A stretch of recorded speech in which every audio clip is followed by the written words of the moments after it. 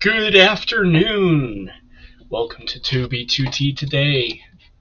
What I really wanted to discuss today was helping get more 2B2T players familiar with PSYOP operations. They're very common on 2B2T, and to help doing that goal, I've got a video that you can see the link to in the description that we're going to share while I harvest melons and bamboo. I'm going to go ahead and showcase here what I'm doing with the bamboo. Super riveting stuff.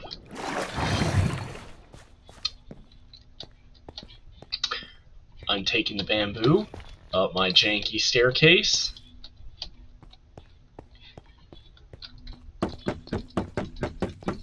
And putting a floor in. Look at that. This is going to be like my upstairs house area. So, yeah, that's what I'm up to while educating on PSYOPS. It's going to be juicy content.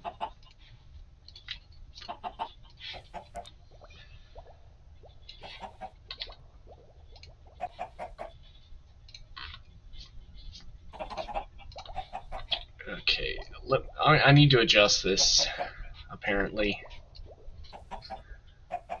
That is the wrong thing I'm showing. Oops. Properties.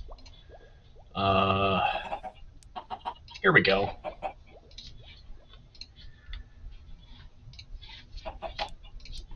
Nothing like showing HOMAth to 2B2T. This is great.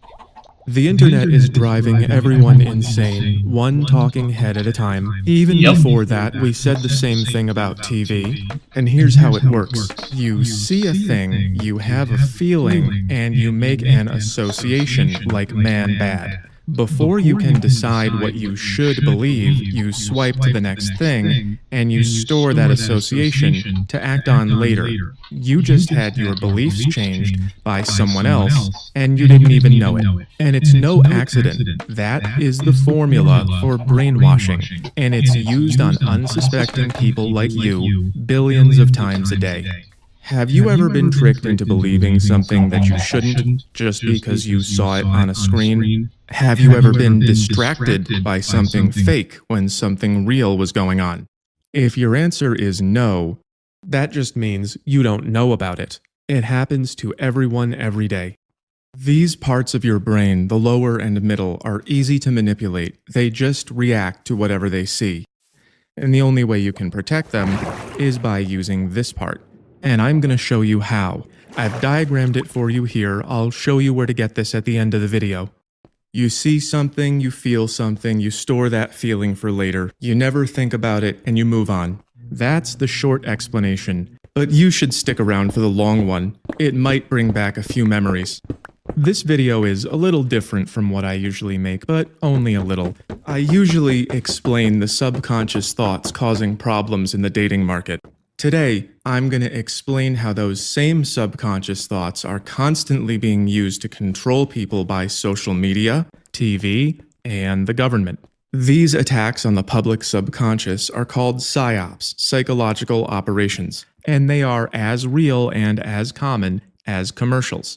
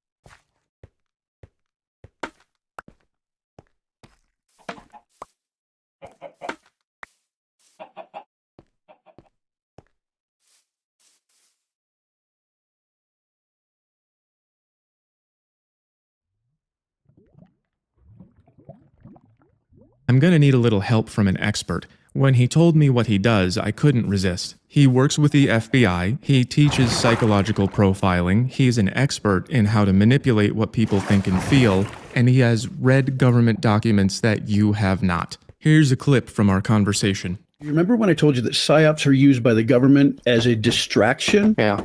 And it's a distraction because they don't want you to see what's actually going on? Well, let's see what happened during the New Jersey drones. They began being seen mid-November. I believe it was the 18th of November, 2024.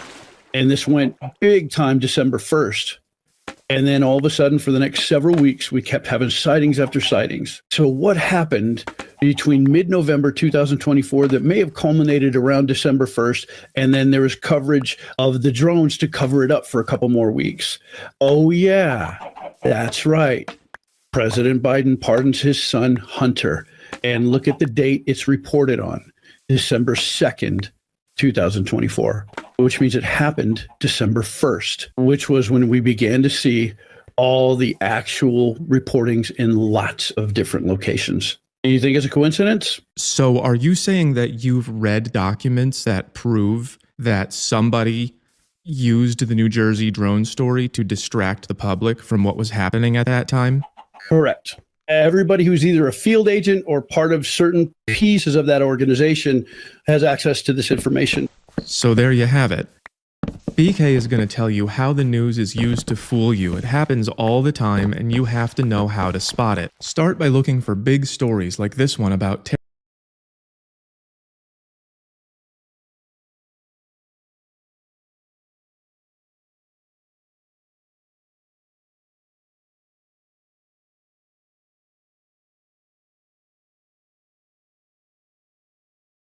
Y'all ought to go look into this channel here. And I paused because they were getting into advertising. We're not all that interested in all that. There are a couple parts we're going to jump around if it's not relevant to 2B2T, but this is exceptionally relevant. A lot of what happens on the server is just PSYOP and manipulation. own YouTube channel, and I know him as BK.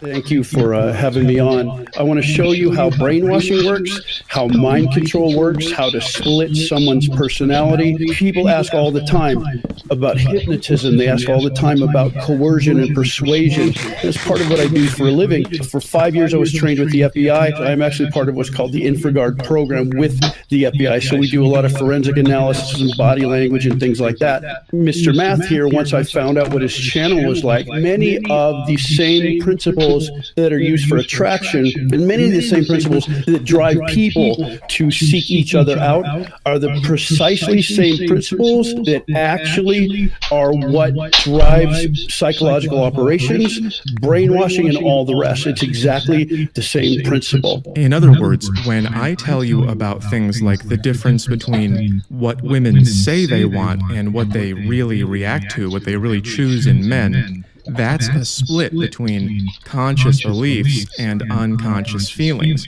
And that is exactly the same principle that people can target in you if they want to change what you believe. They change the feelings and don't let you think about them. And that's what I've been trying to do for a year and a half. I've been trying to make you become conscious of what's going on in these parts of your brain and other people's, and BK is giving me a really big vocabulary for that. Before we get started, some of the cuts might be a little rough. I had to chop up a big interview and put it all in order. The whole interview is available on BK's channel. You can watch it later.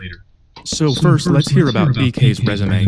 Could we quickly go over your professional history? I was originally in the field of banking operations. I was a person that was put in charge of the information security as well as the physical security in two large West Coast chains of banks. And we had to learn how to deal with bank robbery, with kidnapping, with abduction, everything from passing notes to grabbing people to rushing the vault, and all the sort of body language cues that go with that. So for 5 years, I was every week at the FBI headquarters, training and learning about not only the information security part, but more than that, primarily what's called physical security. I teach law enforcement, I teach banking people, I teach security companies how to read body language, how to do forensic analysis, how the brainwashing piece works. Sometimes they want to know what kind of a person this is. How do I know if this is a narcissist and I don't want to put them on payroll? How do I know if this is possibly someone with psychopathic tendencies?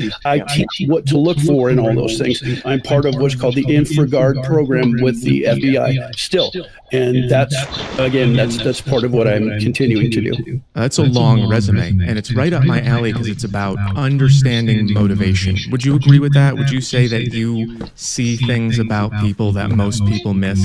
Yeah, and it starts with being able to read people, but at some point you got to go a little bit deeper if you want to know why they do that. I can show you how to walk into a room and assess who can be controlled, manipulated, brainwashed, or even talked into something they would never do in less than 35 minutes. So you know how to read people, you know how to tell when they've been manipulated and might be dangerous, and you know the process for how to manipulate them.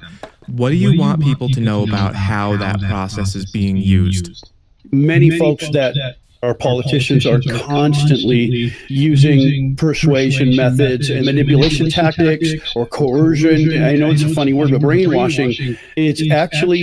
It's not difficult to do. They use it all the time, and they're trained in this to make sure that they understand how to not only maybe control a room, but to control a narrative. If you've ever heard that term before, controlling a narrative, you'll understand that tonight. I'm going to expand on this because it's important for later. Controlling a narrative means writing the story that everyone believes. It's not the same thing as just lying. Let me show you. This is a coffee mug. That's a fact. This coffee mug perpetuates a capitalistic system of oppression.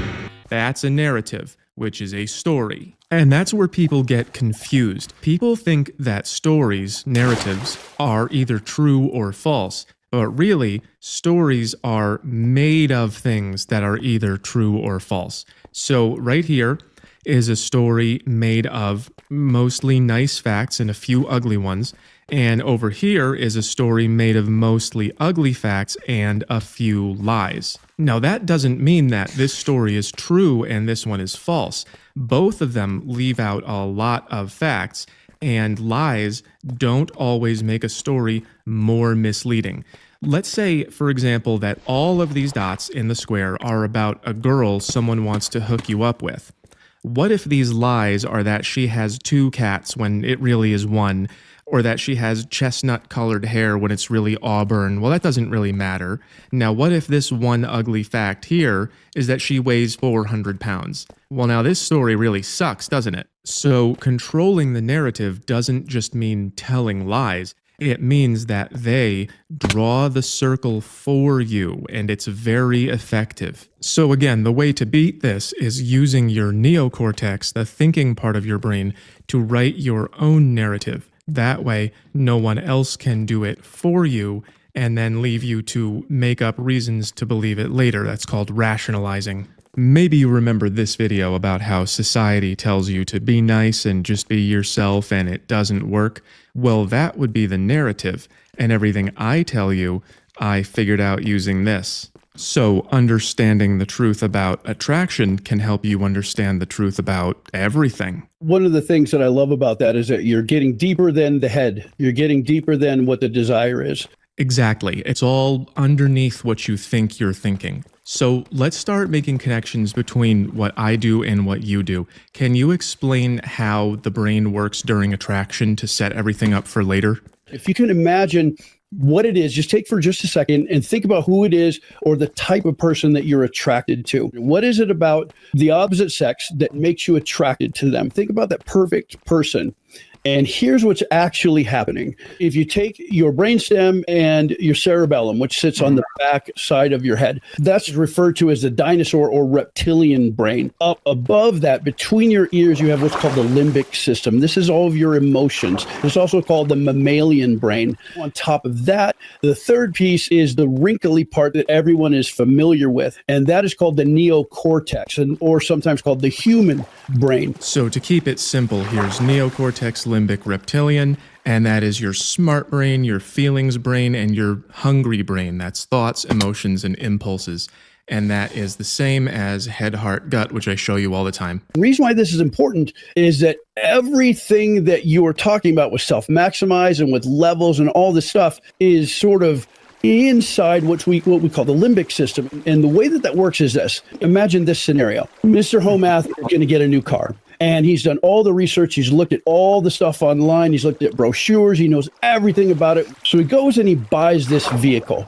And then all of a sudden the next day, Mr. Homath notices, holy cow, there are a bunch of this vehicle on the road. I'd never noticed that before. Yeah. Now, did everyone go out the night before and buy the same vehicle as you? Of course not. Right. What you've done is you've trained your limbic system to say, this is important to Mr. Homath. Your brainstem looks and says, okay, he is constantly giving us this influx of the images of this vehicle. Now, remember, your brain, when you go to the limbic system and lower, it doesn't understand language. It only understands emotion and visual cues. So every time you look at that vehicle, you're driving the importance of that vehicle into what's called the reticular activating system. And what it does is it remembers, this is super important to Mr. Homath. This is so important that we are going to look for it everywhere because he wants to see it. So in other words, you used this part of your brain, the thinking part, to select a car, and then you looked at that car over and over and over, and the way that it looks and sounds got pounded into this part, the impulse part of your brain, and your feelings about the car got pounded into this part, and that's why you see more of them. Now bring that back to the type of person that you're attracted to. You're telling your brain, this is what's important to me. This is exactly what I'm looking for, whether it be 6 figures and 6 feet tall and 6-pack abs and all that. Maybe it's a blonde person or a brunette, but there's something specific that you want. Your limbic system and your reptilian system is saying to the rest of your brain, whenever we see this, that's what we're going to focus our attention on, and everything else becomes invisible. So guys that are 6s and 7s and 5s and 4, they don't even matter. They don't exist because your reticular activating system is saying, that's not what she's looking for. So they ignore everything else. That's how this guy works. Yeah, exactly. So you're literally brainwashing yourself. The other part of that system is a little pea-sized piece that sits on the front of the hippocampus in your limbic system, and it's called the nucleus accumbens. That has a memory of anything that gave you a dopamine rush or some type of a serotonin hit, something that made you feel good. It remembers what that activity was, and it will constantly seek out regaining that activity. So it will constantly talk the rest of your brain into moving toward that thing that gave you the dopamine rush. The person that's 6-pack abs, 6 feet tall, your nucleus accumbens is saying, that's what gives this person a dopamine rush, and we are going to remember exactly what that formula was, and we're going to go find it. In other words, the way the world looks to you is how you programmed yourself to see it from what you put into your mind. That is absolutely true. And it's exactly the same. What I just said lines up perfectly with what you're showing as the head and the heart and the gut. And I want to go in just for a second into how it is and why it is that we actually literally get attached to somebody.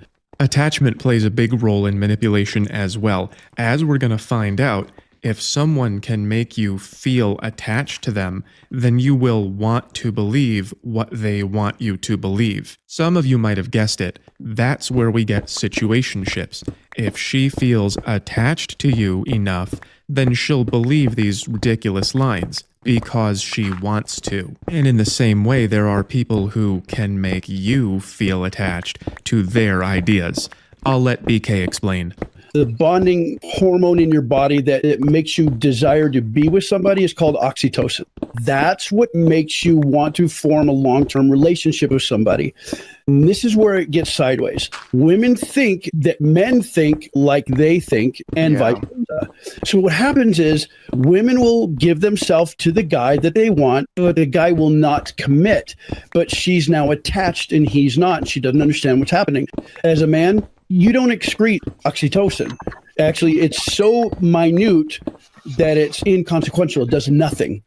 Whereas when a woman climaxes, she excretes at minimum 14 times the normal amount of oxytocin. So she becomes connected or attached. And she doesn't understand why. I gave myself to him, but he will not commit. It's because he's not attached. Right, that's what I was depicting with the situationship evasion chart here. It's a little complicated, but the green lines are the smart path and the red lines are the dumb one, and the hearts here are the oxytocin. So the recommendation is that you have the talk about what you are before you get attached, whereas what people do instead is throw themselves into the dating tornado, get attached, and then ask, what are we? That's why I drew astrology over this girl's head. She's having basic biological impulses, but instead of just saying that, she's using astrology to control her own narrative. She drew her circle around planets and stuff. And that turns these basic impulses into meaning, like it's from the universe. Ooh, she's brainwashing herself. So, if someone can show you something that gives you impulses, which is easy, and they can also control your narrative, which is easy if you're a TV station, then they can control the meaning you make if your defenses are down. I do this to you all the time. Look at this hot girl. Listen to the crazy things she said. Don't you want to solve the problem? That's me writing a narrative for you. The difference is I want to wake you up, not to distract you or make you buy a product. Also, you should buy my products. So the same way that emotional young women are vulnerable to guys who make them feel things, and then they end up in delusion, you are vulnerable to anything that can make you feel things, and you could also end up in delusion. And the way out is the same in both cases, using your head. Oh, it's so true. Many times they'll relate this to maybe karma or some type of a spiritual connection or maybe a soulmate or something like that, but it's simply an urge. You can literally put probes onto your brain to see what part lights up, but it's mostly a dopamine hit. And it's really funny because once you get those reuptake inhibitors, once they pull back, that synapse fires again, all of a sudden you get this jolt, and then they believe it's like something supernatural. Many people don't realize this when they're doing it, but it falls under the category of what's called magical thinking. Magical thinking would be level 2. They even call it that in the literature. And magical thinking is where you truly believe that something is imbued with some sort of power. Like throwing a virgin in a volcano or doing a rain dance. Like, if my horoscope says this, no matter what, it's going to happen. Well, that's not true, nor is it logical. It's assigning value to something so that it continues to hold up your philosophy or your fantasy. If you can convince yourself that that's what's happening, that fits under the category of delusion. Most people don't like to hear that. No one wants to hear, oh, you're being delusional. You lose friends and neighbors that way. But when you're breaking it down, that's actually what's happening. So then delusion is common, and it's easy to make it happen if you know what you're doing. Yeah, that's it. It's really interesting because the same components that go into exactly what you were just talking about, they can be manipulative. And that's what's used in what's called cult brainwashing. It's the same process and releasing of the same chemical situation that causes people to join and stay with cults. So Charles Manson used the same technique being used on you through your phone. Because you have to play to people's desires and also to their needs. If you notice that most people that get involved in cults, they have something missing. They have a need of some sort. Look at the people that like David Koresh got a hold of, or look at the people that maybe a Jim Jones got a hold of. There was literally something missing in every single one of their lives. Yeah. And when that is provided by this person who usually knows how to stimulate the vagus nerve in your body. I don't know if you're familiar with that. Have you ever felt like a gut feeling? Do you see the bright yellow nerve there? That's called the vagus nerve, and it's attached to not only the lower and mid parts of your brain, but it runs through your chest, and it has a ton of neurons that are in your belly and in your stomach. If you look at the yellow part there, that's the vagus nerve. People that run cults, they know how to take that feeling and make it become a reality for them. If you stimulate people's belief system, like you were just talking about, people take feelings and they turn them into thoughts and beliefs. That gives them like a gut feeling or butterflies. It's the vagus nerve. Basically, it's attached to your limbic system and part of the reptilian system under that in your cerebellum. People that run cults, they know how to play on this. All you have to do is find the right person. About 25 to 27% of all human beings are what are called easily led, meaning if you just tell them something and you say it in a convincing way, they're in because they're missing something and they desire something to fill that void. Here's a sneak peek from the cheat sheet. People who need these things are more easily led. So that's a quarter of the population. Just over a third of the population above that will be able to be persuaded given the right proof. If everyone around me is doing it, so I better do it too.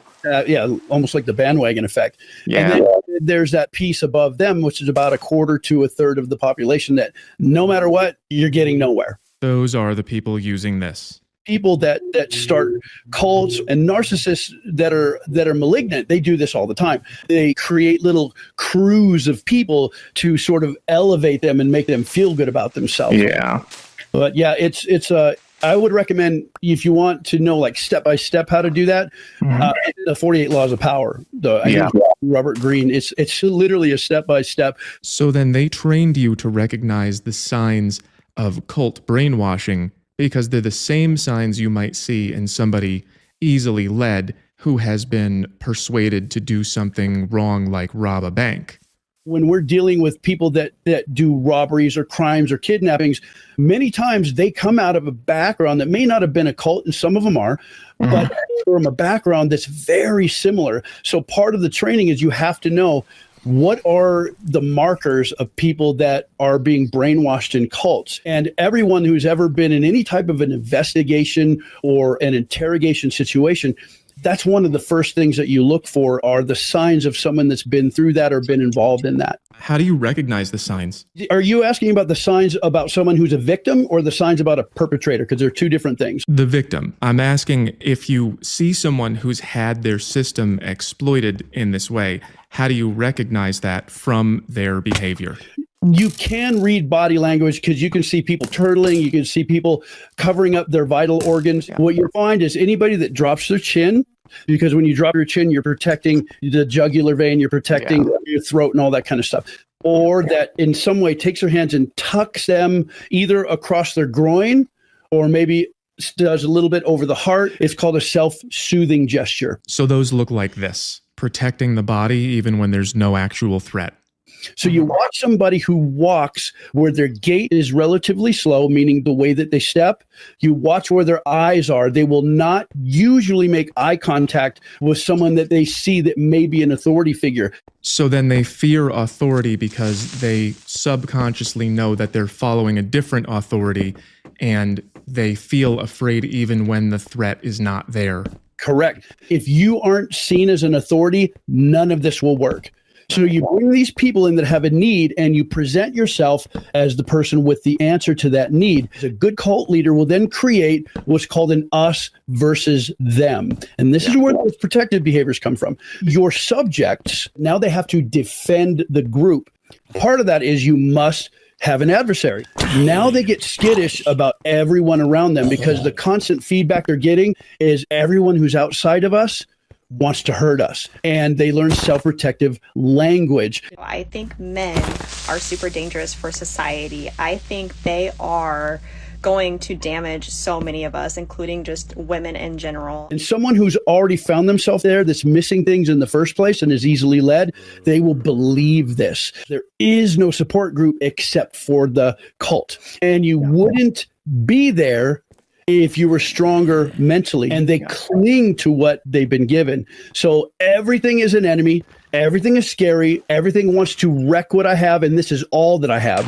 So that's where the self-protective sort of mannerisms come from. Right. So now it's all starting to come together. That it reminds me a lot of what we went through a few years ago when half the country was separated from their families and they had things missing from their lives, and then they were presented with an enemy or enemies to blame everything on, and they have just constantly been in victim mentality ever since, constantly self-protective. Here are a couple things I witnessed personally. I went to an event with a friend, and the guy on stage said a forbidden word. I don't think I'm allowed to say on YouTube. And my friend tensed up like he was getting in a car accident, and he made this face and he went, like, you're not even the one who said the word, but you're afraid for your life. Do you see how that reaction does not fit the circumstances? He was afraid of something else that wasn't there. Another time in 2020, I lived in the city, I took a bike ride, and several people jumped into the road to stop me because I was not wearing a face blocker during cardio. It's 80 degrees, no clouds, and I'm 20 feet away from you, and you're afraid of a disease, so you get closer to me? That doesn't make any sense. Those are defensive mannerisms, and they're all subconscious. That's us versus them. And they can look like that, like physical behaviors, or they can be repeated language. Our greatest responsibility is to serve our Treasure Valley communities, the El Paso, Las Cruces communities, Eastern Iowa communities, Mid-Michigan communities. We are concerned about trouble and trending irresponsible, one-sided news stories plaguing our country. We are true without checking facts first. Unfortunately, some members of the media use their platforms to push their own personal bias and agenda. I'm going to show you all the visual here that he's doing. And this is extremely dangerous to our democracy. Or it can Everyone who's out having constantly sell. Other time in that, like physical behaviors.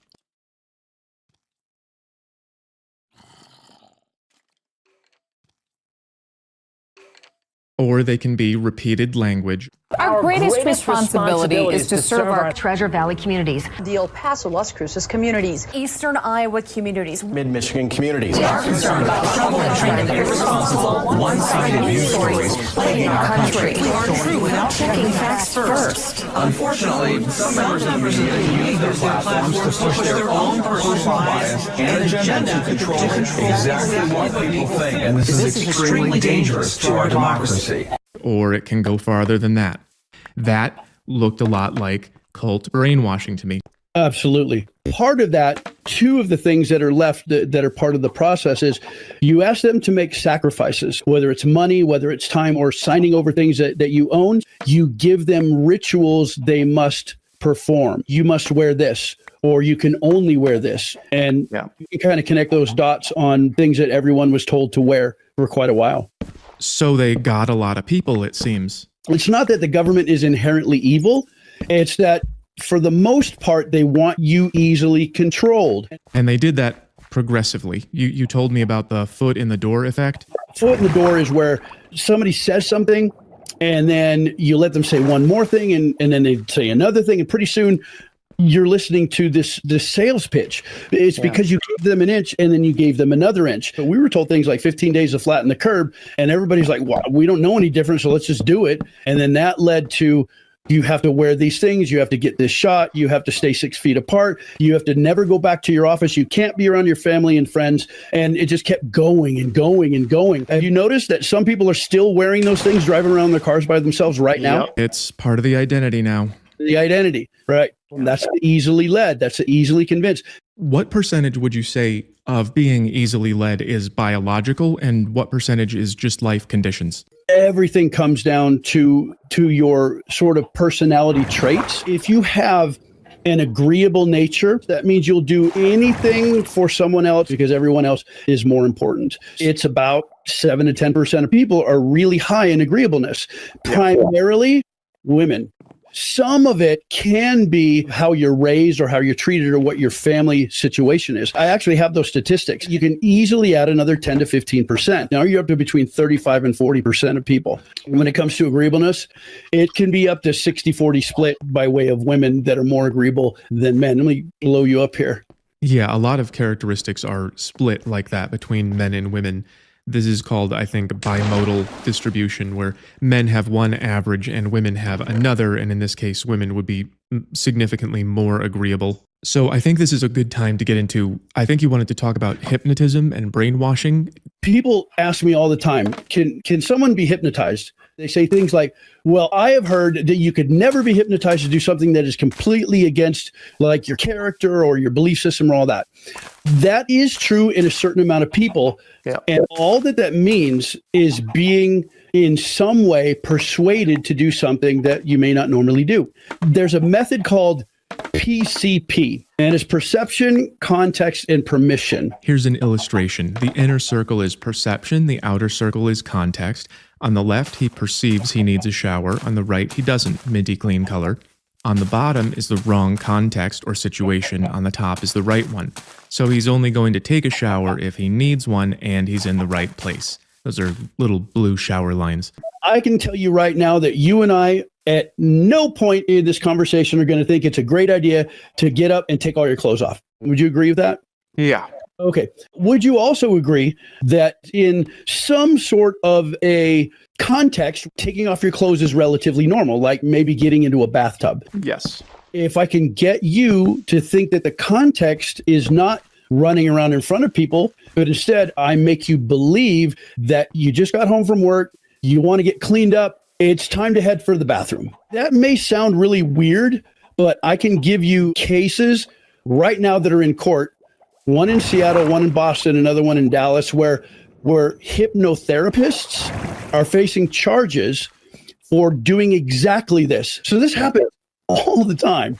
So that's how bad things can get if you're not guarding this part of your brain with this one. What kind of people are at risk for being manipulated like that? It only works on certain people. It doesn't generally work on people who are in the cluster A personality disorder sort of category. The biggest reason why is that you have what's called the dorsal medial prefrontal cortex, which is right here. The job that has in your brain is to be concerned about everything that needs to be concerned about.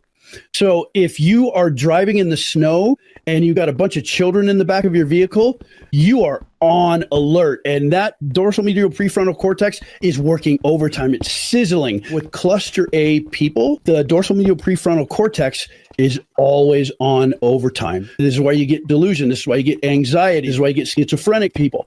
No one whose dorsal medial prefrontal cortex is on can be hypnotized. Does that have anything to do with hypervigilance? It does. It absolutely does. Hypervigilance. That comes straight from your prefrontal cortex as well as from part of your temporal lobe. So a lot of what I do is I recommend that you become something that people react to differently. But what we're saying here is people can pretend to be something and people will react to it as if it's true, but only if they never check. There's this red pill concept, for example, called social proof, where if you can get girls to hang out with you, then you look popular, and girls like that, but it's not backed by anything. So what else makes people stop thinking and absorb what they're told? You have to look at what the person desires. In other words, what is their need? And they come in basically 6 categories. You have people that need significance. There are other people that need approval. Another way would be acceptance. There are people that need to be seen as intelligent. Narcissists love that. There are people that need to be seen as powerful. They want to have a sense of authority. And then the last one is there are people that they need to be pitied. They want you to do poorly for them. They want you to hear their story, cry with them, and embrace them. So those are the 6 sort of categories that all people that have quote unquote needs, they fall under one of those categories. That reminds me of a few years ago too. You get acceptance by following the rules. You get significance by enforcing the rules. You get approval by virtue signaling. You get power by being a petty tyrant. Do it or I'll report you. I'll get you fired from your job. And then you get sympathy by, all the bad things right now, they're all happened to me and I care so much about everyone's misfortune. So then we've gone over how the brain works and how to create perceptions and who's more at risk. And we've gone over hypnosis and suggestion and changing perception. But those women realized that they were tricked and they sued. When does it turn into brainwashing? If you were to start wanting to brainwash somebody to do what you wanted them to do, again, remember what I said earlier, if you are not seen as an authority figure, none of this works. And then it comes to status and money. Like you were saying, the social proof is so huge. So if you have people around you that can attest to your value, then people pay attention. That should be pretty familiar. That's how they use celebrities and politicians. Remember when they were encouraging this? Then what you do is you invite people into that world. I'm looking to the public. You know, this is as much about public outcry and organizing and mobilizing and applying pressure. Show up. You know, there needs to be unrest in the streets for as long as there's unrest in our lives. Once you get them to buy into who you are, you isolate them and you bring in engagement of feelings. You engage the limbic system. The next thing that you need to do to start to hammer down to keep them in what you're building is you have to introduce copious amounts of stress. So you've taken somebody who's in need and you brought them into this situation where you're basically, you're the greatest thing in the world and you provide everything. You have everything, and without you, there is nothing. This is how you make someone be part of your organization and be afraid to leave. This is actually a process used by the FBI, the CIA, and all marketing agencies, including your smartphone. It's called fractionation. Yeah, it's all so clear when you put it in. I'm really hoping that you guys can see why I think this is relevant to 2B2T, and why I honestly think this should be like standard education of self before you get on the server. Like, just understanding how people are going to manipulate you on 2B2T. Like, it's inevitable. I have had people say it's manipulative for me to share this information. Yeah, it kind of is. That's also on you as an individual to sit down and see why is A1 trying to teach me this? Like, what is his motivation in this? I don't want people just hopping on here casually and getting hurt as a result because they're not paying attention. Not everyone on here has good motives, you know. Kind of goes back to my time in Dawn Fear. A lot of what they are discussing in this episode is things that happened in Dawn Fear. If you ever go back and read the chat logs, Deloaded will very frequently mention how Dawn Fear has to control the narrative before the server at large comes up with their own ideas. And this is kind of just how the world works. And the sooner people can start comprehending that, I think at large society will be in a better place. There's a lot of people right now that are just running around rampantly, and they don't even realize how they're being controlled, because they don't really have the cognitive ability, it even seems. It's quite depressing. It's pretty bad. But let's get back into it here. In order like that, I recognize it in certain recent events. It seems like there's an order. You identify your targets, and that means people who are more emotional and less analytical, and unfortunately that means mostly women. You make them think you're an authority, which is where those attraction principles come in. You have to have qualities that make them feel things about you. You tell them you can give them what they need, the needs you've identified, and then you manipulate their feelings, whether it's love or fear or whatever strong emotion you can give them, which creates attachment. And then you invite them, hey, come join us. We're the good guys. We give you safety. And then you cut them off from others, especially family. And with those women who were hypnotized, all of these things happened. The hypnotist did all of that. They chose receptive targets. They said that they were authority. Hypnosis is therapy, is emotional. They were invited into a private place.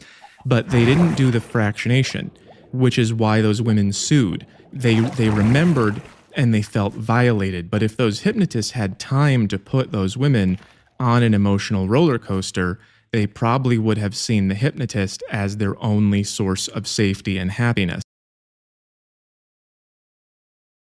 I hope this helps people understand kind of the core of how most 2B2T groups function. When did you give us what we needed at spawn? The most I gave you was attention when it came to the giant golden phallus. I think that was a core principle at that base, was making sure that people at first did not know about it, because, you know, we wanted that tour to happen with hermetic lock. But the other side of it was, you know, when it did come time to look at it, that it got looked at. So I'm entirely certain that's relevant. I hope you're doing okay, Kizzy. It's been a hot minute.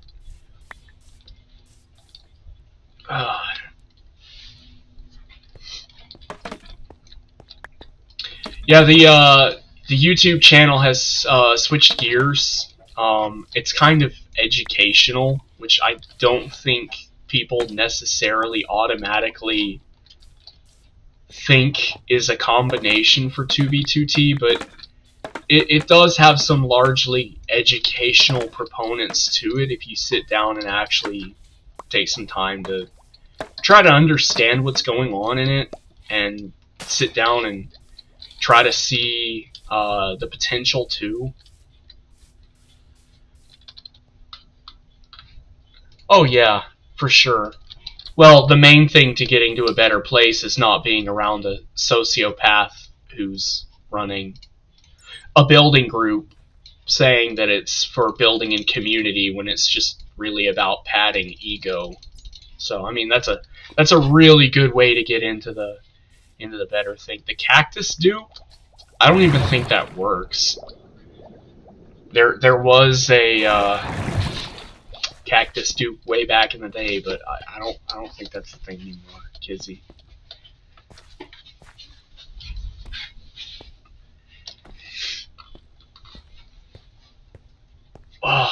For people that don't know, the guy talking to me in chat right now is fairly responsible for Cake being in Minecraft, and he's relatively famous for that in some circles of society.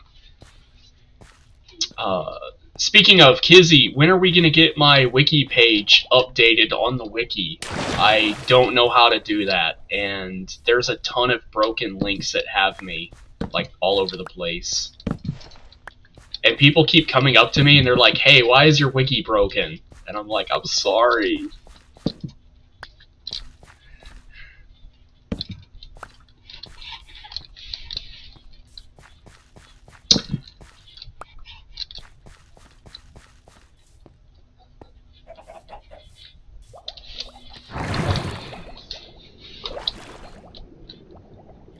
Oh yeah, that'd be great.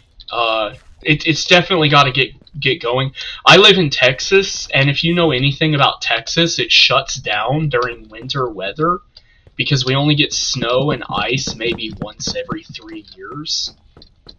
And the whole state of Texas is spazzing out right now because we are in a declared state of emergency, and they have called the National Guard to come assist with the icy snow and weather that we are expected to get. It's been raining all day today. It was about 70 degrees yesterday, and it's expected to get below freezing tomorrow. For y'all across the ocean there, it was, I don't know, Fahrenheit and Celsius difference. It was probably roughly about 26 to 21 degrees Celsius. I'm just making rough guesses here. And tonight it'll fall below maybe about -1 Celsius, roughly. And with all the ice and snow that's coming in, the ground is very warm. So it's going to get cold above the ground before it gets cold on the ground. And with a 1/4 inch of snow, I have no idea what that is for our metric viewers. We have that with summer, living in a land of perpetual rain. Your average Texas daily temp is unbearable and life-threatening here. Yes, it is. We drink a absolute ridiculous quantity of water and electrolytes to combat that, and it kind of helps acclimating to it. I know that's also a factor that you guys don't necessarily have out there. One of the things I'm very particularly interested in, and Kizzy, you might be aware of this. Have you heard of the video game Pathways? It's very popular right now in the UK. I think it's probably one of the greatest cultural backfires that's ever happened within propaganda. I might lose you as a viewer if your government continues listening. They're gonna be like, "Oh God, this guy's a radical because he can't listen to this." For real. My opinion is that it might help young women to realize what's actually attractive instead of being trashy and sleazy and, you know, burning your country down at every given opportunity possible. Meanwhile, importing hundreds of thousands of Muslims who don't care. They're just there to exploit your country. Hi, Grim. Welcome. I was just giving an exceptionally biased opinion on how the UK is fucked because they don't really do nationalism. But they're starting to get better. They have Amelia as their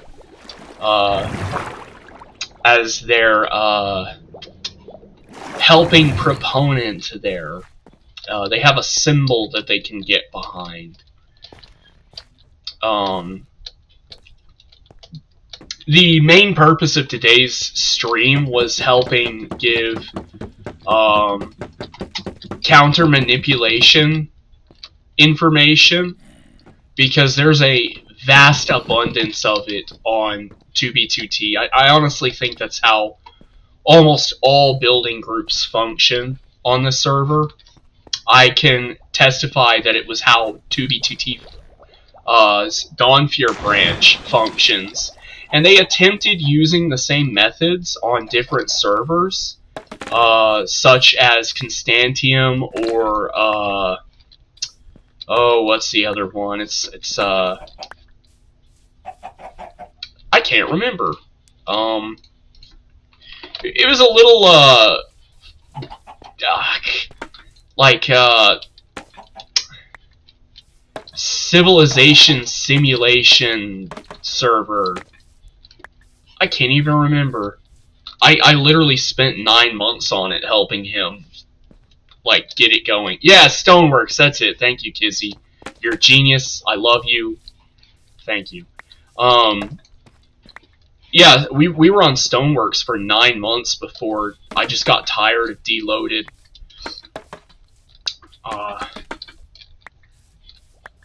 I have a associate that recently got in contact with him because they still both play Stoneworks. They said he feels very soulless and very tired. And I know a lot of people are going to be conflicted about this, but I do legitimately pray for Deloaded. I'm worried about him. I still see him as a friend. And you know what? This is actually a great opportunity to showcase some of the 2B2T community really quickly. I'm going to show you guys the video that Kit Nightingale did with the Friends video that I'm thinking of. Let's see. Here we go. Thank you for being a friend. This is pinnacle education right here. This is actually exceptionally important to the lore of 2B2T. Thank you for being a friend. Oh, yes. Travel down the road and back again.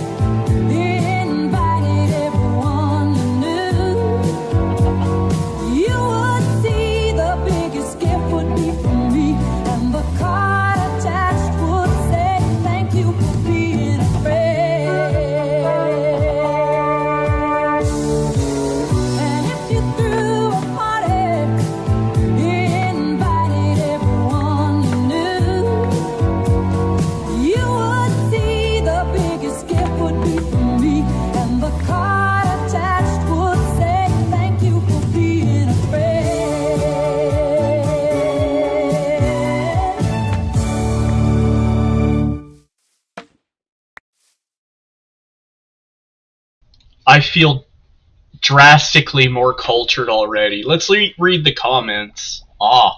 This is a familiar channel. They have based content that you should like and subscribe to. They said, thank you for being a friend. 87AC is the biggest Kit Nightingale fan. I love Boozer. If y'all haven't really met him, he's a major player on Constantium. He's easily one of the most wholesome people. I love him deeply. Before Islam became a problem in the UK, he was very concerned with the travelers. He calls them pikeys. I'm not sure why he calls them pikeys. I'm too American, but I thought it was funny. Let's see. Such a nice video, Kit. He will surely love this. Rip Don Fuhrer. This person said, OMG, I love Deloaded from FitMC. Kit Nightingale said, Mer. And if I translate that to English, it apparently says more. Now, I thought Kit was English, but I guess she uses foreign language sometimes. W Video. Franknificent said, Hail Dawn Fear. Someone tell me if Deloaded likes this, unblock me, D. And Kylord, he's one of our loyal viewers as well. He also said more in unknown language. It's not telling me what language it is. But yeah, that's some peak content right there. That's exactly the kind of stuff that we need on 2B2T. Let's see. I still don't get the video, but okay. It's just humorous. That's the easiest way to put it. She speaks Wiccan sometimes. Pretty sure Mer is Wiccan. I wasn't aware of that. I'll have to research into that. I thought it was just her being silly. That's like her catchphrase. I kind of want to ask her about it, but it seems she wants to be distant from me here lately, and it's kind of sad. I really liked interacting with her. I did see some interesting footage the other day, though, that kind of concerned me with Kit. I'm starting to get a little concerned there. Not in the level that I would for Deloaded and just try to completely nuke her. That's not the same ballpark. I don't think I'll ever go to that level of extreme again. I think my biggest mistake was seeing Deloaded as a brother and thinking that he actually cared about me when I could blatantly see that he didn't care about the rest of the group. But I think that's just the dynamics of 2B2T in action. You should be very careful who you decide actually cares about you, and have good reasons behind that. Like, why do they care about me? What is their motive here? What is their manipulation that they're doing? Again, not everyone's going to have ulterior motives, but you should definitely take into account how they interact with other people when they're interacting with you. Kit's around. She's had a bit of a stressful Christmas, but she's doing okay. Also, probably switch back to the stream. Oh, oops. Yeah, you're right. I probably should. I was about to start the video back up. Yes. So that's like the point of no return. So this is why I'm talking with BK. This is where it all comes together. When I show you these videos of women screaming crazy shit into the phone, they're doing that because their phones have brainwashed them. Man, I feel lied to by the culture. I fell for the boss bitch, the like I could do everything by myself, that hyper independent and I'm 31 now and I still don't have kids. They've been fractionated.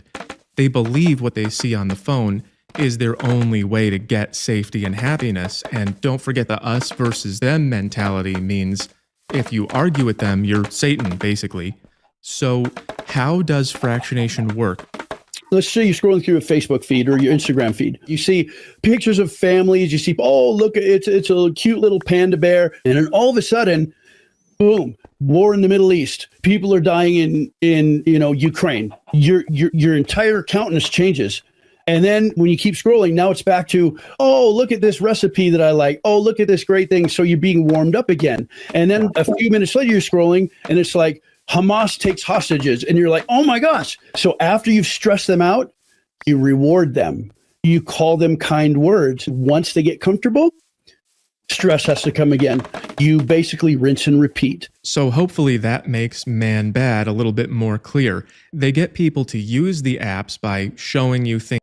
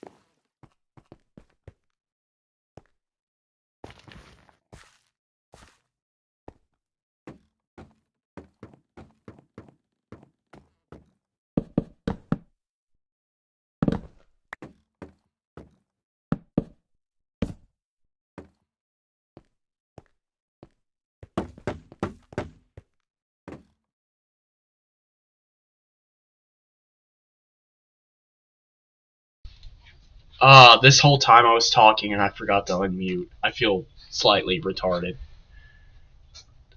Yeah.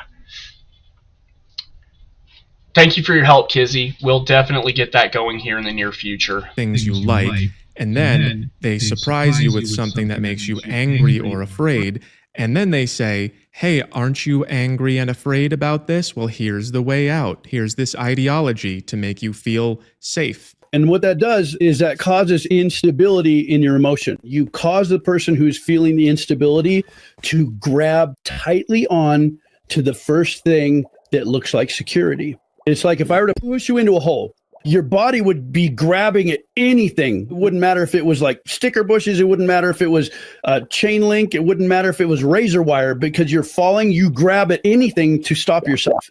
And that's exactly what your brain does.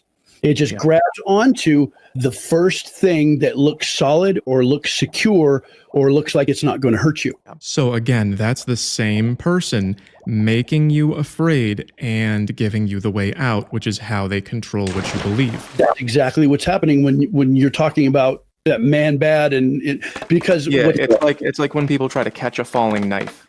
Yes. Oh, exactly. That's a good way to put it. So earlier, you said that you could convince anyone to do anything in 35 minutes under certain circumstances. What are those?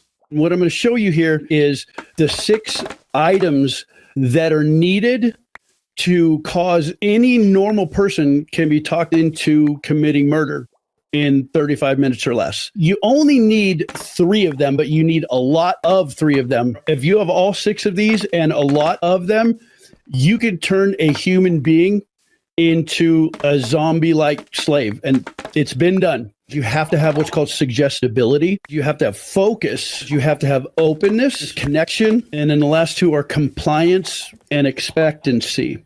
These are, if you can imagine, these are like buckets or glasses or bowls of things. If you can fill almost to the full 3 of them, you can talk anyone into just about anything. If you can fill up more than that, like if you can get all 6, you can literally talk anyone into anything. Look up what's called the Milgram experiment.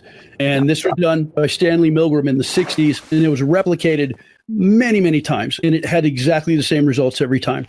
A lot of people seem to think the Milgram experiment is debunked. It's not. I'll tell you why after. The Milgram experiment was performed in 1961. Stanley Milgram dressed himself as an authority figure and gave instructions. The experiment went like this.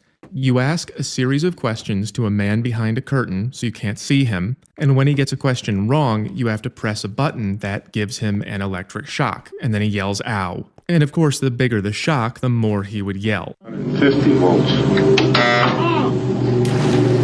Experiment. That's all. Get me out of here. Oh, my heart's starting to bother me now. Get me out of here, please. These buttons went all the way from a tiny little zap like static from your sweater all the way up to 450 volts. People can be killed by as little as 100 volts. So you would think that people might hesitate to press a kill stranger button for $20 in lunch, but actually 100% of participants went all the way up to 300 volts, and 65% of them went all the way up to 450, the highest that it goes. They even kept pressing the button after the man behind the curtain stopped making noise. Of course, there was no man behind the curtain, but the subjects didn't know that. The experiment was repeated many times with the same results. The debunking claims that the test subjects responded emotionally to the man screaming behind the curtain, and therefore they were not just blind slaves to authority, but they still pressed the button.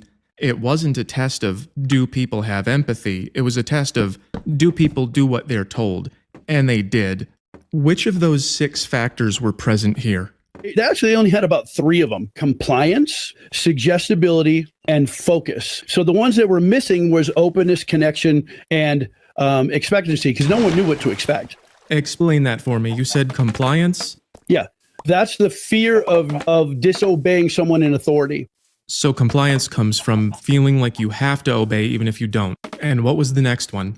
Suggestibility. They were willing to try it. So they were suggestible enough to give it a shot. They just probably didn't realize how far they would end up going. And then the big one, my friend, is focus. If you don't have focus, you get nothing.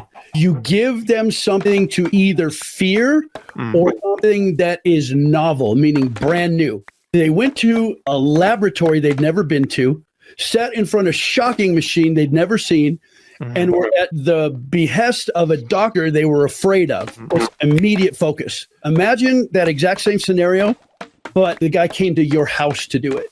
It would never work. So it sounds like dealing with something unfamiliar kind of soaks up the higher level brain activity and forces people down to a lower level of brain activity, which is why hypervigilant people are more resistant because they stay in the high brain activity. So now we've gone over how I talk about the subconscious, how those same principles are being used to control what people think and do, who is at more risk of being controlled, how to control them, what it looks like when someone has been controlled, and how reality can be written for you if you're not paying attention. And then we saw how quickly you can take over someone's choices if you know how. The Milgram experiment was an effective example. Let's see some more. Another example of this would be what happened to Patty Hearst. She was abducted by the Symbionese Liberation Army. They held her for several weeks. They restricted her calories. They kept her in a closet. They put a bag over her head. After this went on for several days, they started to feed her propaganda about how the Symbionese Liberation Army was actually the victim. And because she was broken, she was receptive to hearing those things, because like I told you earlier, if you push a human being, it doesn't matter what you grab, but you grab anything to save yourself. She was allowed out of the closet and she was brought into the organization. And within a matter of weeks, there's black and white footage of her robbing banks with them and yelling about the victims that are the Symbionese Liberation Organization and death to America. And she's holding a machine gun. So then that explains Stockholm Syndrome. If you're in a desperate enough situation and your only way out is to believe the bad guy, your brain believes it all the way down to the level that actually believes it. And you say this same technique has been used by our own government. This used to be done with prisoners of war.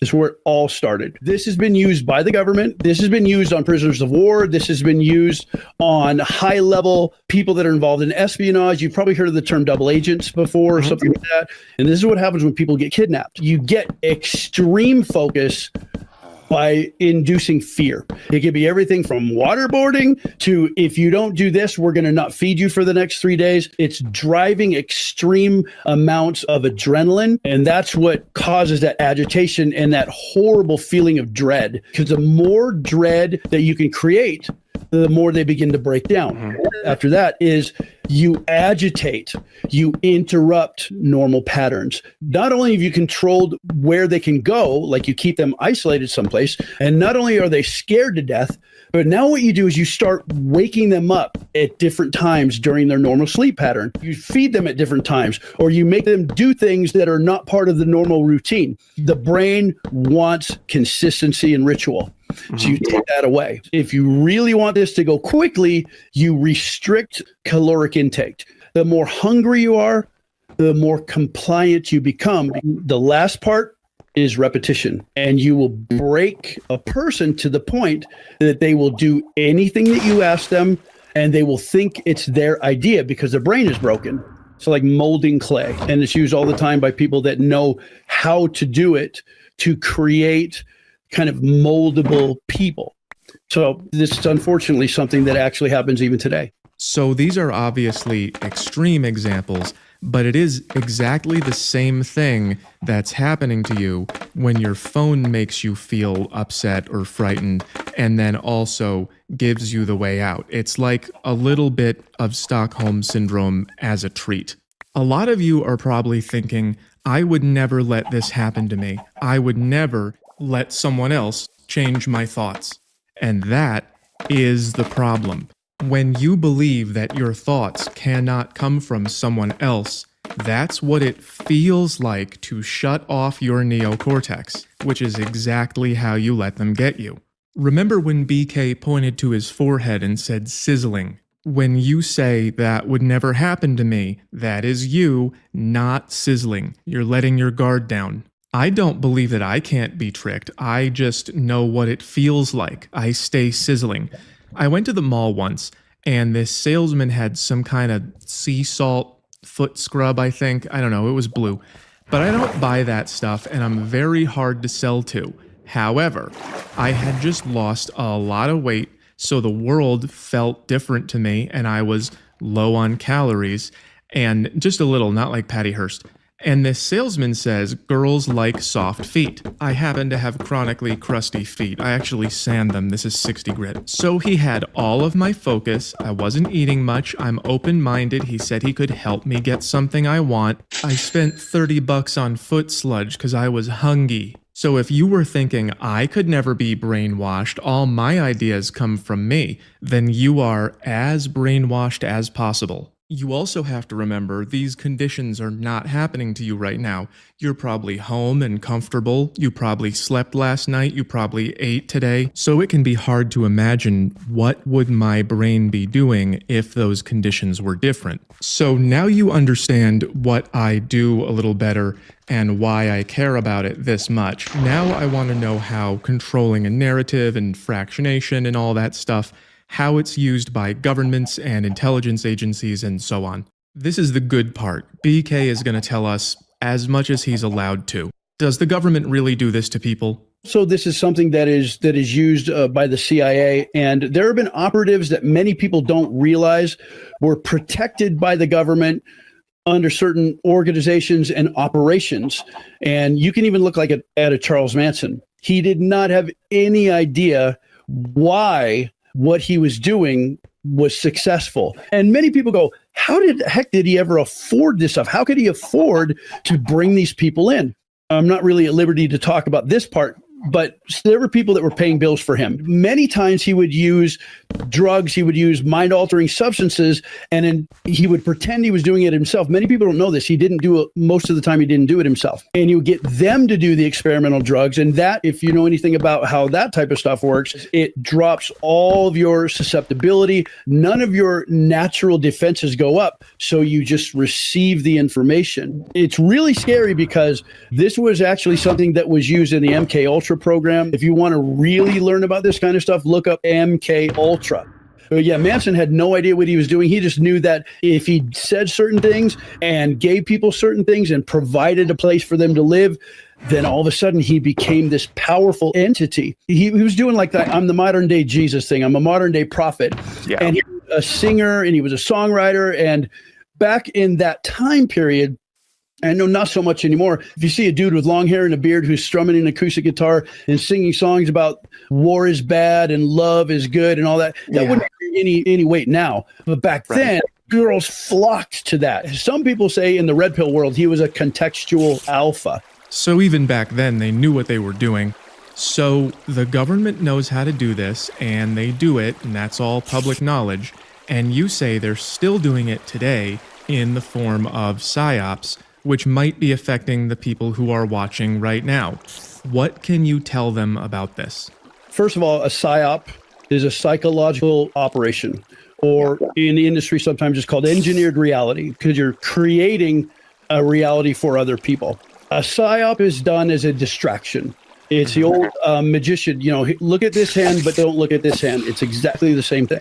So then, because of your experience, because of who you've worked with, you can tell us that the government will actually deliberately cause that fear in people so that they will accept things that they otherwise wouldn't if they were thinking more clearly. Exactly. Don't pay it. Look at this hand, but don't look at this hand. Same thing. How can people recognize them? Look for things that happen when other things that are extremely important are also happening, that it would hurt in some way the government that's overseeing you if you were to pay attention to it. We had a Chinese weather balloon that went all the way across the United States. And this happened at the exact same time when we were still dealing with a global pandemic and the hanging on of the restrictions that were still in place and some of the things that hadn't been rolled back yet. People were saying, why didn't they shoot it down? Why didn't they shoot it down? Well, when it was shot down, they brought it back for recon and things like that. What they found was that it was packed full of American technology. That's all that's been released as far as what was on board. They won't say what it is just yet. We will find out. But the fear was, if we shoot it down over America, some farmer or somebody's going to come rushing over to look at it like it's the Roswell incident again, and they're going to find what's in there, and that's going to be a problem. That was January 28th to February 4th, 2023. It was at the very tail end. Many governors were still using what were called emergency powers to extend restrictions and extend regulations, and it was really not popular. Recently, we had the New Jersey drones that were happening, and this is all declassified, what I'm going to share with you, but I knew about this quite a while ago. When those first came out, they were ours. That's all we're supposed to say. They were ours, and they were there for a purpose. I don't know that I could share really broadly what that purpose was, but they were looking for something. This was actually, they were deployed sniffing. They were looking for something very important. So you're saying the drones were deployed for a legitimate purpose, and then when people noticed them, they were just used for a PSYOP out of convenience? It happened exactly at the right time. All the news organizations were saying the exact same things. That's another thing to look for. Whenever you see messaging that is uniform across platforms and networks, the government is involved. 100%. Got to just be kind of careful about what I say, but I know for sure, based on what I do and based on my connections that I deal with all the time, I know about declassified documentation that explains how these things have happened. If you want to use the term deep state, you can, but there are people that are part of that organization that funnel talking points to certain news organizations. I've seen the documentation. I know people that deal with this on a daily basis. And that's where much of the messaging does come from. That type of thing with little things like, this person is a threat to our democracy. Think about how many times you've heard that. Why is it that several different news organizations, and I mean a lot of them that sit on one side of the fence, say the exact same words? I can tell you for sure that the situation that we just had with the New Jersey drones was harnessed to process a feeling and a fear in people that lasted for several weeks, while a whole lot of other things were happening behind the scenes that no one was supposed to know about. So then you're telling us you've read government documents that prove that the deep state, for want of a better term, since we can't really say who it is, used the New Jersey drone story to distract the nation from something the government didn't want us to look at. Correct. Everybody who's either a field agent or part of certain pieces of that organization has access to this information. With the whole COVID thing, we saw similar processes put in place to control an entire population. It kept being replayed over and over on every station until it began to develop a groundswell of fear. And it went from that into, now we need you to do certain things. We're going to take away your freedom, but it's for a good purpose. Everyone got on board because, hey, it's the government. Why would they lie to me? You saw people wearing masks everywhere. You saw people doing the 6-foot distancing. All these are rituals, and most have now been debunked as the fact that they just didn't work. They don't really do anything. It's more of a mind trick. It's like the cult leader. If you give your people something to do, a ritual to perform, they will feel more like they need to continue those things, or else there's something wrong with you, or you're a bad person, or you don't care about people. Yeah, a lot of these principles were present during that time. There was authority everywhere. It was a new situation. There was fear. There was breaking up people's routines. And being social creatures, we are terrified of being out of the group, of being put out of the social structure. So now we're going to give you a play-by-play. This is the order you can expect things to change in when you are being PSYOPed. Is that about right? That's exactly right. I'll give you the exact steps. If the government was going to pull off what we would call a world-changing manufactured event, the first part of that, before you get to the actual steps, this is called the Overton window. I do know the Overton window, yeah. For anyone who doesn't know what that is, the Overton window is basically all the information that it's acceptable to talk about in public. So what I drew here really quick was, this is the Overton window in the middle, and then on one side you have an H for denial, and over here you have the hammer and sickle for bring back the Soviet Union. Those are things you could not put on the news because people would go, whoa, it's getting a little crazy, right? So the Overton window is just all the things that people don't think are crazy to talk about. They know how to move the Overton window one way or the other, or stretch it or shrink it. Exactly. The first part of the process is the Overton window has to be moved to where what's about to happen becomes acceptable to talk about. You have what's called a normalization phase. During the normalization phase, news organizations talk about the subject. Let's pretend for a minute, let's go back to the drones. Let's say that the drones turned into something that was even bigger than it was. They would be putting up footage of drone activity all the time. In case you don't remember, that's exactly what they did. And what that does is it normalizes to the rest of America that this is common. This is happening all the time. Once you're desensitized, you're willing to accept even more. After you normalize it, is setting the stage for the big reveal. So then after you normalize something and put it in the Overton window, what they would then do would be something like saying, hey, there are even more people with even more information that's coming, and we're about to find out what it is, and that creates tension and fear in the general public, and they start needing to know what's coming. So now you ramp it up, you get the anticipation. That invokes the need of some sort of salvation, some sort of rescuing. So once they normalize the thing and then they create fear around it, then they give the public the idea that they need to be saved from the thing. And the someone always ends up being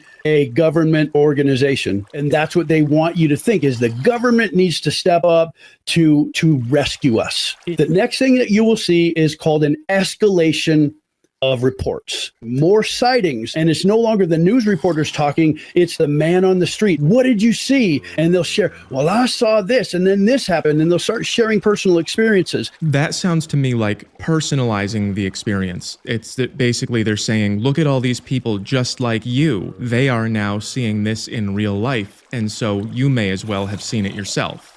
That's where I was going. It puts it into your world. It's no longer just TV stuff. It's you, it's me, it's our neighbors, it's our mom, it's our dad. And that starts to make a problem for you. This is where you have what's called an organized media blitz. In other words, it's always on. Every station that will jump on the bandwagon to get behind whatever the PSYOP is, someone that has power and someone who has authority and money is organizing all of the media that will be a part of it to be a part of it. This is where the identical phrases come out. So that's where you start hearing things like, this is a threat to our democracy. Everyone starts saying the same phrase over and over. After the media blitz, there's usually a lull. And then after that, it's a government engineered what we call a global event. You'll hear things like this. We had an entire electronic grid go down. Or you'll have every flight at this airport was interrupted for some unknown reason. There's a glitch in the electronics, and it's happening everywhere. So the government engineered global event, is that something the government makes happen, but they hide that fact? Well, let me put it this way. This is sometimes the government will make things happen, or they will say that they've happened. So they just make stuff up? Sure, they can make it up. Look at the Gulf of Tonkin. Can they make it up? Yeah, they can. They have. They literally made up that our ships were being bombed by the enemy, and they weren't being bombed. So then the news can and does lie to you, and it just says, oh, a big thing is happening, even though it isn't. I'm not supposed to say they would, but can they? Sure they can. They have the capability to do it. After this sort of organized event, this will cause what's called major chaos. All of a sudden, there will be a solution that is offered. See if this sounds familiar. We've found a way to keep everybody safe. This is how we're going to get through this, whatever, insert whatever it is here. We'll see coordinating like initiatives for spending that didn't exist before. You'll see escalated surveillance of people to keep them safe. We had that with the Patriot Act. Everyone bought into that. That's an example for you. I don't care if you listen to my phone calls. I don't care if you look at my emails. Keep us safe. We walked right into that. And that was supposed to be temporary. Here we are, 20-some years later. And this finds its way into our lives by way of what we saw in Minnesota when Governor Walton was saying, report your neighbor. This is why they engineered it in the first place. So this is where it all comes together for the audience. If you're watching, this is where you can learn what I'm trying to tell you with this whole video, that you can have your beliefs and your feelings manufactured by mystery person, by the deep state. We don't always know who it is, but somebody wants to get away with something that isn't legal or people would never go for it. So they have to get you to agree with it, and they fake all of this stuff. They normalize it. They set the stage. They make you afraid. They make you feel like you need rescue. And then they make it personal. Oh, this is happening to people like me every day. And then it's on the news constantly. You can't get away from it. And then there's a big event. Oh no, we need help right now. There's no time. And then the solution is what they wanted to get away with in the first place. And if you understand how this works, then it doesn't work on you. You can remain vigilant. You can understand, this is the normalization phase. You can see it in the news now. Exactly. So this seems like a lot of work. It seems like a difficult thing to do. And there's always somebody who doesn't believe in conspiracies. There's always someone who says, people could never keep a secret like that. These conspiracies aren't real. What would you tell somebody like that about what is the motivation that these people have to go through all this trouble? So number one is you'll have unquestioned trust and or dependency on government and government leaders. Because some people will never trust the government. Other than that, they want you to be dependent on them. They want the public to willingly give up freedoms. The other thing is being okay with restrictions that may be temporary, but actually are never temporary. Right. So here's the question that you ask. Here's how we can wrap it up. Here's a question that you ask yourself. Is this giving the government more control? Is this in any way taking away, temporary or otherwise, any of my freedoms? So it's really simple. All you have to do is, when you're watching the news, when you're hearing about what's going on in the world, you just ask yourself, the solution coming from the government right now, is it giving the government more power, or is it taking away any of anyone's freedoms, not just your own? And if the answer to either of those questions is yes, then think about the last few weeks or maybe the last few months and see if you can remember the normalization phase, the setting the stage phase, the escalation phase where you started feeling like, oh, this could happen to me. And I think you'll be surprised at how often you will see this happening. 100% accurate.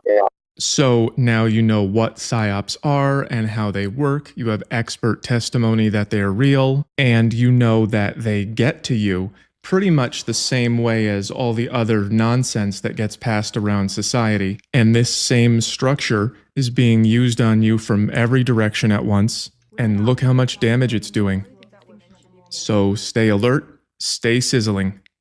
And you can see the signs if you're looking for them. The problem is people don't look for them. Be careful. Yeah. Question everything. How about that? Yeah. If you want the PSYOPS cheat sheet, you can buy it on my Patreon. Just go to my link tree. There's a link in the description. Or I am going to post it for free for all of my YouTube and Patreon members. The links are also on my link tree.